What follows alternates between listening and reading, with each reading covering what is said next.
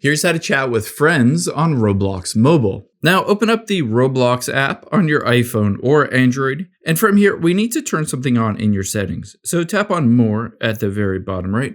A lot of times by default, messaging is not turned on or chat. So we need to scroll down here and then get to Settings and tap on that. After you've done that, you can see Privacy and Content Restrictions. Tap on that.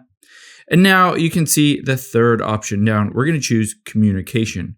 There's no option that says chatting, but keep in mind in Roblox, it's called party.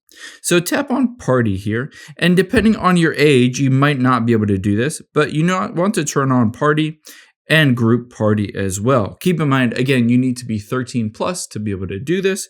After you've done that, let's hit the little X button at the top left.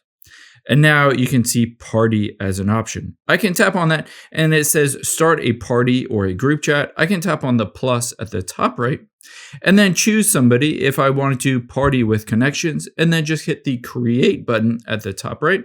And then you can start having a conversation with any of your friends.